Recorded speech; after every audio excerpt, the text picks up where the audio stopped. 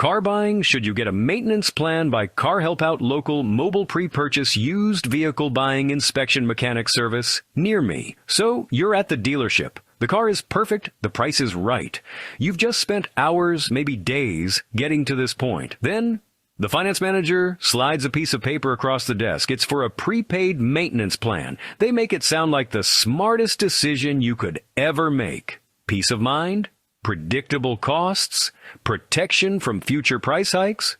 But is it really a good deal? Or just another way for the dealer to make a few extra $1,000 from your purchase? The truth is usually hidden in the numbers. Most people never bother to look. Let's change that right now. Before you even think about signing that paper, you need to know 5 key numbers. First, the average annual maintenance cost for a new car is around $650. Second, for a 5-year-old car, that figure jumps to over $1,500 per year. Third, most prepaid maintenance plans will cost you somewhere between $800 and $2,500, depending on the car and the length of the contract. Fourth, studies show that less than 20% of people who buy these plans ever use enough services to actually break even on the cost. And the fifth, most crucial number, up to 80% of what you pay for a plan can be pure dealer profit. These numbers paint a very different picture than the one the dealership presents. They suggest that for most drivers, these plans are a losing bet. You are essentially paying a large sum of money up front for services you might not even need, or for services that would cost you far less if you simply paid for them as you go. The dealership is selling you an insurance policy against rising maintenance costs, but the odds are heavily stacked in their favor. It's a game of risk. They are masters at convincing you that the risk is much higher than it actually is, making you pay for a sense of security that often comes at an inflated price. The core of the issue is simple math. The finance manager will use emotional language and talk about worst-case scenarios to distract you from this basic fact. They'll mention unexpected repairs. They'll mention the convenience of a single payment. But we are going to ignore the sales pitch and focus on the data. In this guide, I will show you how to do the math yourself. We'll look at real-world examples and break down the costs, item by item. By the end, you won't need to rely on the dealer's pitch. You will have a clear, simple rule to follow based on your car, your driving habits, your own budget. The question is straightforward. Should you buy a prepaid car maintenance plan? The answer is deeply personal and depends on your situation. It's not just a financial calculation. It's about your relationship with your car. It's about how you manage your budget. Do you like to have all expenses planned with no surprises, or do you prefer setting money aside and paying only when services are needed? There's no single right answer for everyone, but there is a right answer for you. Find it before you're sitting in that finance office with a pen in your hand. Let's start at the very beginning. What exactly is a prepaid maintenance plan? It's a contract where you pay a single lump sum up front. That lump sum covers a predetermined set of routine services. Those services apply to your vehicle over a specific period. Think of it like a subscription for your car's health. The dealer bets you'll pay more for the plan than services cost them. You're buying convenience and locking in today's prices for future work. Core, routine oil change. Core, filter changes. This is the bread and butter of maintenance. Many plans cover tire rotations. Plans include multi-point inspections, brakes, battery, fluids. It's all preventative care.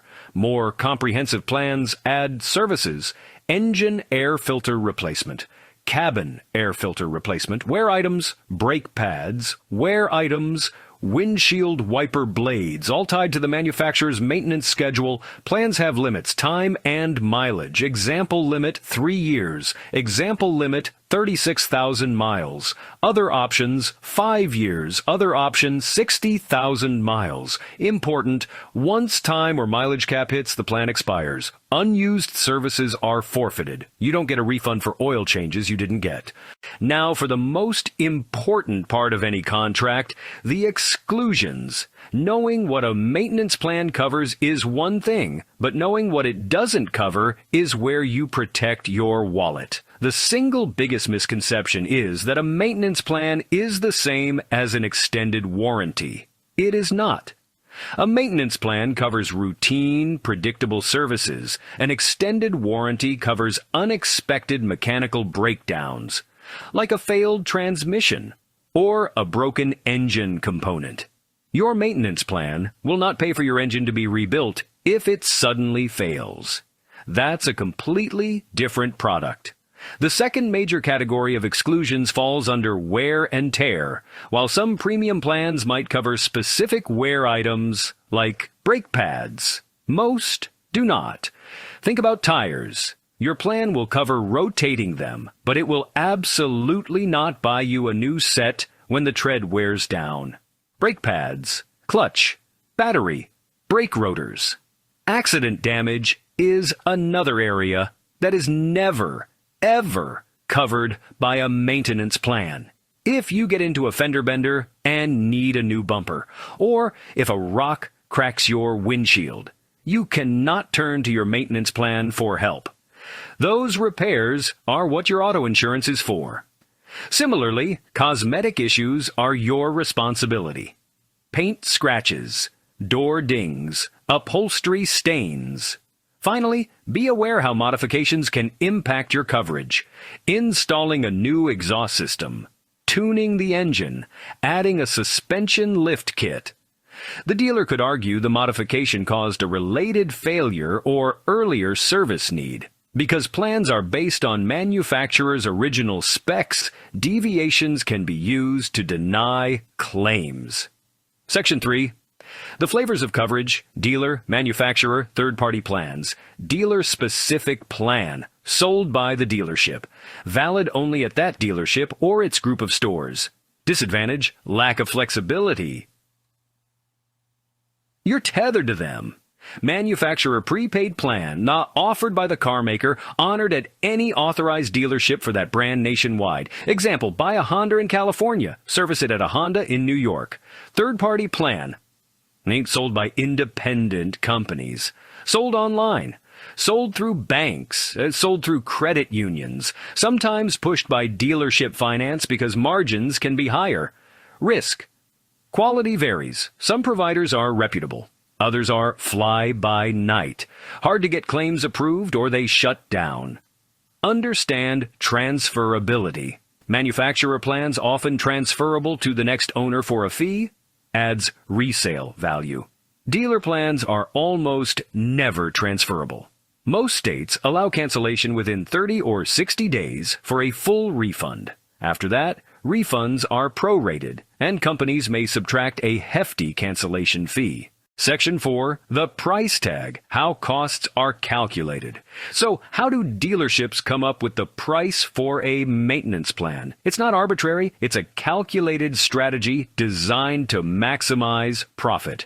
First, the make and model of your car. Luxury German sedan with synthetic oil and complex systems. Much more expensive. Basic Japanese compact car, much cheaper. Manufacturer's scheduled maintenance is the baseline. Final price is inflated to build in profit for the plan administrator and the dealership. Next, major driver, the length and mileage of the plan. 2-year, 24,000-mile plan. Cheapest, 5-year, 75,000-mile plan. Most expensive. The dealer calculates the total number of services you're entitled to. Oil changes, tire rotations, filter replacements. They add up the retail cost, then add a significant premium on top. Let's break down typical offerings, presented in a tiered good, better, best format. Small, basic plan. Covers 3 oil changes. Covers 3 tire rotations over 3 years. Medium, plus plan. Adds engine air filter replacement. Adds cabin air filter replacement. Covers 4 years. Large, premium plan. Extends to 5 years. Includes brake fluid flushes. Includes spark plug replacement. Includes a set of wiper blades each year. Each tier has a progressively higher price tag. These prices are almost always negotiable. The finance manager presents it as a fixed price item, but there is often a huge amount of markup built in. Up to 80% of the cost can be pure profit. That gives you room to negotiate the price down. Never accept the first number they give you. Section 5. A cautionary tale. The story of Sarah's covered SUV. Let me tell you a quick story about a buyer named Sarah. Sarah bought a beautiful 3-year-old certified pre-owned SUV. She was thrilled. At the dealership, the finance manager sold her on a bumper-to-bumper maintenance plan for $1,800. He told her she wouldn't have to worry about a single maintenance expense for the next 3 years. It sounded like a fantastic deal, offering total peace of mind. Sarah signed the papers, feeling smart and protected. For the first year, everything went smoothly. Her first 2 scheduled services were covered without any issue. She would just show up to the dealership, hand over her keys, sign a form with a $0 balance when she left. It felt great. But then, about 18 months into her ownership, her car's check engine light came on. She took it to the dealership, confident that her comprehensive plan would handle it. The service advisor called her a few hours later with bad news. The issue was a faulty oxygen sensor, and the repair was going to cost her nearly $400. Sarah was confused and angry. "But I have the maintenance plan," she insisted. "It's supposed to cover everything."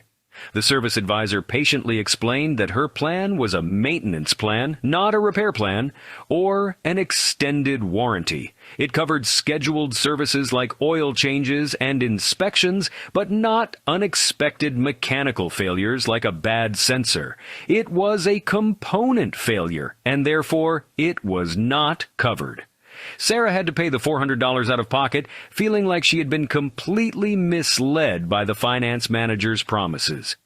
Sarah's story is a perfect illustration of the critical difference between maintenance and repairs. The finance manager had used vague, comforting language like bumper-to-bumper coverage to create a false sense of security. She ended up paying $1,800 for a plan that, at best, would have only covered about $800 worth of oil changes and inspections over 3 years. She learned the hard way that the devil is always in the details, and the most important words are the ones in the contract's fine print, not the ones in the sales pitch. Section 1, the simple math, plan versus pay-as-you-go. The decision to buy a maintenance plan ultimately comes down to a simple mathematical comparison.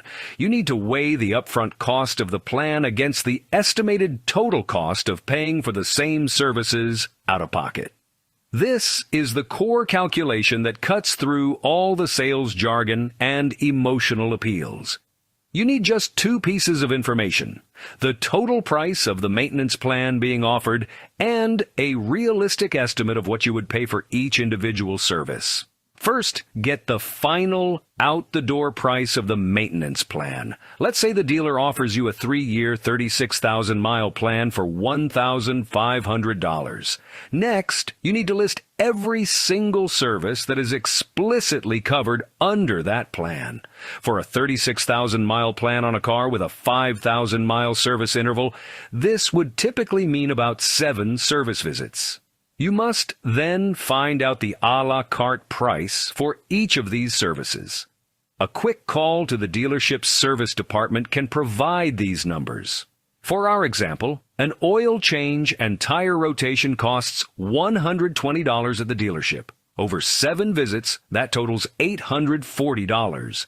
The plan might also include 2 engine air filter replacements at $70 each, $140 total, and 2 cabin air filter replacements at $90 each, $180 total. Adding it all up, $840 for oil changes and rotations, plus $140 for engine filters, plus $180 for cabin filters, gives you a grand total of $1,160. Now comes the moment of truth. You compare the plan's cost to your calculated total. In our hypothetical scenario, the plan costs $1,500. But the services it covers would only cost you $1,160 if you paid as you went. This means you would be overpaying by $340 for the privilege of paying up front. The finance manager might argue that you're protected from inflation or future price increases, but you have to ask yourself if that potential and often minimal price hike is worth a guaranteed overpayment of several $100s right now. For most people, the answer is a clear no. Section 2, Case Study 1, the new compact car. Let's apply this math to a real-world example. Imagine you are buying a brand new compact car, like a Honda Civic or a Toyota Corolla. At the dealership, the finance manager offers you a 3-year, 30,000-mile maintenance plan for a seemingly reasonable price of $950. A 30,000-mile plan for this car would cover 3 main services. The 10,000-mile service is usually an oil change, tire rotation, and a multi-point inspection. The 20,000-mile service is the same. The 30,000-mile service typically includes those items plus an engine air filter replacement and a cabin air filter replacement. A quick call to a local Honda or Toyota dealer reveals that a synthetic oil change and tire rotation package runs about $130. The filter replacements at the 30,000-mile mark would add approximately another $150, making the third visit cost around $280. Your total expenditure over the 3 years would be $130 plus $130 plus $280, which equals $540. This is the real cost of maintaining your new compact car. The finance manager offered you the plan for $950. Our calculation shows that the actual value of the services included is only $540. By purchasing this plan, you would be handing the dealership an extra $410 of pure profit. This is a staggering 76% markup over the actual cost of the services. You would be far better off putting that $950 into a high-yield savings account and paying for the services as they arise. Section 3, Case Study 2, the 3-year-old certified SUV. This vehicle has around 36,000 miles on it already. The dealership offers you a 4-year, 48,000-mile maintenance plan. The price for this plan is higher, coming in at $2,200. Over the 48,000 miles of the plan, you would be due for 6 service visits. That accounts for 6 visits, totaling $900. However, the schedule also calls for more significant services. The 60,000-mile service often requires replacing spark plugs. The spark plug replacement could easily cost $450. The transmission fluid exchange might be another $350. We also need to factor in another $200 in total. So let's add everything up. The grand total for your out-of-pocket maintenance expenses over the 4 years comes to $1,900. The dealer's plan was priced at $2,200. Our detailed calculation came to $1,900. In this case, the plan still costs you $300 more than paying for the services individually. Now, for our final case study, a 10-year-old commuter car. 100,000 miles on the clock. The seller offers you a 2-year, 24,000-mile third-party maintenance plan for $1,200. This means you'd be looking at 5 service visits over the 2 years. Oil change, tire rotation at an independent shop might only cost $80. Over 5 visits, that's a total of $400. A brake fluid flush might run you $150. A coolant flush could be around $200. Replacing the serpentine belt could cost about $180. The total out-of-pocket cost for all the maintenance covered by the plan is $930. The third-party plan was offered for $1,200. The actual value of the services is only $930. Once again, the plan leaves you $270 in the red. In this scenario, you are likely better off taking that $1,200 and putting it in a dedicated car repair fund to pay for services from a trusted mechanic of your choice. Now that we've walked through these examples, it's time to empower you to do this for your own situation. You don't need complex spreadsheets or software, a pen, paper, a calculator. I'll give you a simple step-by-step method. This tells you in black and white if the plan is a bargain or a bust. Step 1, write down the total price. Cost P. Ask for the printed contract and the manufacturer's maintenance schedule. Step 2, price out each service. Use an online estimator. Kelly Blue Book. Repair Pal. Write each price next to the corresponding service. Step 3, calculate. Add up all service prices. That's cost O. Compare cost P versus cost O. If cost P is higher than cost O, the plan is a bad deal. If cost P is significantly lower than cost O, it might be a good deal. But double-check your math and the contract exclusions. Cost P versus cost O is your decision tool. It replaces guesswork with certainty. Section 2. The 8. Questions you must ask. When the finance manager presents the maintenance plan, your job is to transform from a passive buyer into an active investigator. First, can you please give me a printed list of every single service that is covered, and every single service that is explicitly excluded? Second, are the replacement parts OEM or aftermarket? Third, is there any deductible I have to pay per visit? Fourth, is all labor included in the cost of the plan? Fifth, may I have a copy of the full contract to read right now before I make a decision? Sixth, is this plan transferable to a new owner if I sell the car, and is there a fee for that? Seventh, what is the cancellation policy? Finally, the 8th question. Is this a plan from the car manufacturer, from this dealership specifically, or from a third-party company? Vague answers are a red flag.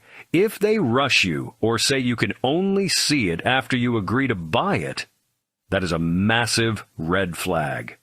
Politely insist or be prepared to walk away from the plan. Having a few prepared scripts in your back pocket can help you control the conversation and get the information you need without feeling intimidated. When they first slide the maintenance plan brochure across the desk, your first line should be simple and direct. Try saying, "Thank you for showing me this. I'm interested in understanding the numbers behind it. Could you please provide me with the full contract, a list of the specific services and their scheduled intervals that are covered under this plan for my car?" If they try to distract you, gently steer them back by saying, "I appreciate that, but for my own peace of mind, I really need to see the specifics in writing." You can say, "Thank you. I need about 15 minutes to review this document and make a few calculations. I'm just going to step outside to make a quick call to check on service pricing." This does two things. It gives you physical space away from the pressure of the office, and it signals that you are comparing their price against the real market rate. If the numbers don't add up, a polite but firm decline is all you need. A good script is, "Thank you for your time and for the detailed information. I've run the numbers, and based on the out-of-pocket costs for the covered services, the plan isn't a financial fit for me at this price. I'd like to proceed with the car purchase without the maintenance plan." If you're not interested, simply repeat yourself. "I appreciate the offer, but I'm going to stick with my decision. I am ready to sign the paperwork for the car itself." New car buyer. Prepaid plans are almost always a poor financial decision. Certified pre-owned buyer. It's more nuanced. Older, higher mileage owner. Plans can look like shields against uncertainty. Numbers. First rule, if the plan costs more than the sum of covered services, politely decline. Do the math, shift the power, be an empowered consumer, keep your money where it belongs, in your pocket. Final quick reference checklist before you say yes. First, check your car's maintenance needs. Second, get the plan's total price. Third, use your phone to call the service department. Fourth, add up those services. Fifth, compare that total to the plan's price. Sixth, ask the 8 essential questions we covered. Call to action. Prepare now. Even if you're not buying a car, check your vehicle's maintenance schedule. Find out what services cost at your local dealership. You've taken control. That's the ultimate victory in any car buying journey.